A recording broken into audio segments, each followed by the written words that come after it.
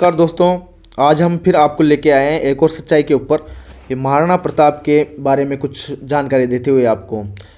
महाराणा प्रताप जन्म 9 मई 1540 को राजस्थान के कुंभलगढ़ में सिसोदिया कुल में हुआ था। उनके माता पिता का नाम महाराणा उदय सिंह द्वितीय और उनकी माता का नाम रानी जीवंता कंवर था। महाराणा प्रताप उनके 25 भाइयों में सबसे बड़े भाई थे, इसलिए उनको मेवाड़ का उत्तराधिकारी बनाया गया। भारतीय इतिहास में राजपूतानों का गौरवपूर्ण स्थान रहा। यहाँ के रणबांकुरों ने देश, जाति, धर्म की रक्षा के लिए अपने प्राणों का बलिदान देने में संकोच नहीं किया। वीरों की इस भूमि में राजपूतों के छोटे बड़े अनेक राज्य रहे हैं जिन्होंने भारत की स्वाधीनता के लिए संघर्ष किया। इनमें राज्यों में मेवाड़ का अलग अलग ही स्थान था, जिसमें महाराणा प्रताप जैसे महान वीर ने जन्म लिया था। मेवाड़ के राजा महाराणा प्रताप अपने पराक्रम और शौर्य के लिए पूरी दुनिया में मिसाल के तौर पर जाने जाते हैं। एक ऐसे राजपूत राजा जो जीवन पर्याप्त मुगलों से लड़ते रहे, जिसने जंगलों में रहना पसंद किया लेकिन कभी विदेशी मुगलों को गुलामी स्वीकार नहीं की थी। उन्होंने देश, धर्म और स्वाधीनता के लिए सब कुछ न्यौछावर कर दिया था। महाराणा प्रताप का जन्म 9 मई 1540 को राजस्थान के कुंभलगढ़ में हुआ था। महाराणा प्रताप के समय में दिल्ली पर अकबर का शासन था और अकबर की नीति हिंदू के राजाओं की शक्ति का उपयोग कर दूसरे हिंदू राजाओं को अपने नियंत्रण में लेने की था। 1567 में जब राजकुमार केवल 27 वर्ष, उस वक्त मुगल सेना ने चित्तौड़गढ़ को चारों ओर से घेर लिया था। तब महाराणा उदय सिंह मुगलों से लड़ने के बजाय चित्तौड़गढ़ छोड़कर परिवार सहित गोगुंदा चले गए।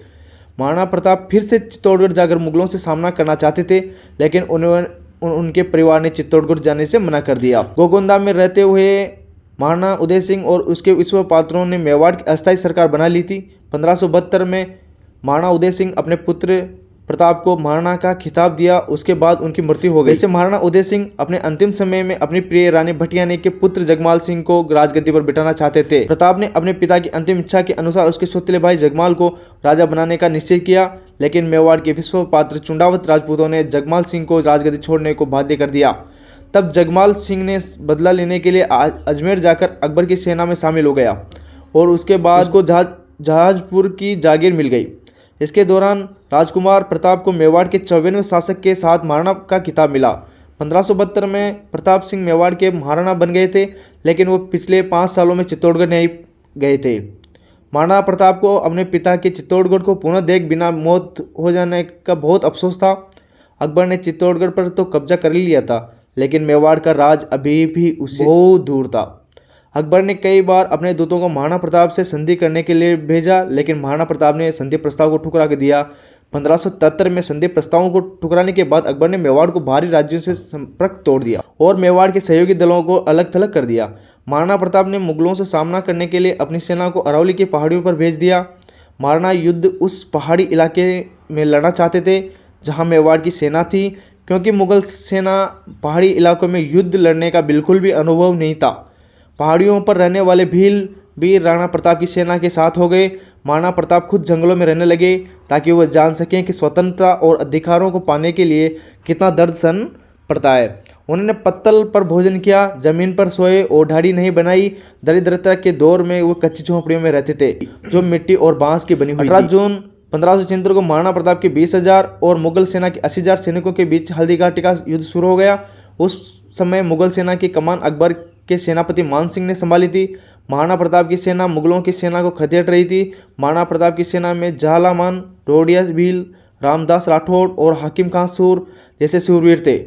मुगलों के पास तोपें और विशाल सेना थी, लेकिन प्रताप की सेना के पास केवल हिम्मत और साहसी जज्बाजों की सेना के अलावा कुछ भी नहीं था। महाराणा प्रताप के बारे में कहा जाता है कि उनके भाले का वजन 80 किलो है और कवच का वजन 72 किलो हुआ करता था।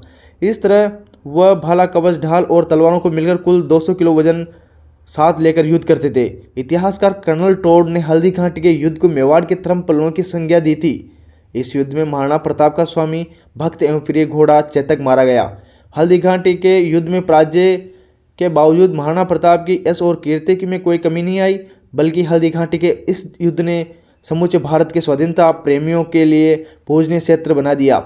वहीं इस युद्ध ने महाराणा प्रताप को जननायक के रूप में संपूर्ण भारत में प्रसिद्ध कर दिया। हल्दी घाटी के युद्ध के बाद महाराणा प्रताप के जीवन में जिस संकट काल का प्रारंभ हुआ वह लगभग 10 वर्ष 1576 से 1586 तक चला और बीते समय के साथ वो अधिक विषम होता चला गया। इस दौरान गोगुंदा से दक्षिण में स्थित राजा गांव में महाराणा के परिवार को घास की रोटी भी नसीब नहीं हुई और एक बार वन बिलाव उनके भूखे बच्चों के हाथ से घास की रोटी भी छीन कर ले गया। इस संकट के समय महाराणा प्रताप के मंत्री भामाशाह और उनके भाई ताराचंद ने 25 लाख रुपए तथा 20,000 स्वर्ण मुद्राएं उनको भेंट कर अपनी स्वामी भक्ति का परिचय दिया। इस धन ने उन्होंने पुनः सेना जुटाकर दिवेर को जीत लिया और चावंड पहुंचकर अपना सुरक्षित मुकाम बनाया। मेवाड़ के बचे हुए ये भूभाग पर फिर महाराणा को ध्वज लहराने लगा। बांसवाड़ा और डूंगरपुर के शासकों को पराजित कर प्रताप ने अपने अधीन कर लिया। अकबर के आक्रामक अभियानों की समाप्ति के बाद मेवाड़ में एक नए युग का सूत्रपात हुआ। महाराणा प्रताप ने एक वर्ष में ही चित्तौड़गढ़ और जहाजपुर को छोड़कर संपूर्ण मेवाड़ पर सत्ता कायम कर ली। उन्होंने चावंड को अपनी राजधानी बनाकर राज्य में शांति व्यवस्था कायम की। महाराणा प्रताप कुशल शासक होने के साथ साथ पीड़ितों और विद्वानों को आदर करते थे। उनकी प्रेरणा से मथुरा के चक्रपाणि मिश्र ने विश्व वल्लभ नामक स्थापत्य तथा मूर्तमाला नामक ज्योतिष्य ग्रंथ की रचना की। चावंड में चावंड माता के मंदिर का नाम भी महाराणा प्रताप ने ही करवाया था। उनके दरबार में कई विख्यात चारण कवि थे, जिनने कवि वरमाला, साधु और दुरासा आड़ ने उनकी प्रशंसा में उच्च कोटि की वाक्य काव्य रचना की। सादरी और जैन साधु हेमरतन सूरी ने गोरा बादल पद्मिनी चौपाई की रचना भी महाराणा प्रताप के समय ही की थी। महाराणा प्रताप ने चावंड को चित्रकला का केंद्र बनाकर नई चित्र शैली मेवाड़ शैली का प्रारंभ करवाया था। महाराणा प्रताप ने अपने जीवन के अंतिम दिनों में अपने पुत्र अमर सिंह को सिंहासन पर बिठाया। महाराणा प्रताप शिकार के दौरान बुरी तरह घायल हो गए थे और उनको 56 वर्ष की आयु में मौत हो गई थी। उनके शव को 29 जनवरी 1597 को चावंड लाया गया। इस तरह महाराणा प्रताप इतिहासों के पन्नों में अपनी बहादुरी और जनप्रियता के लिए अमर हो गए।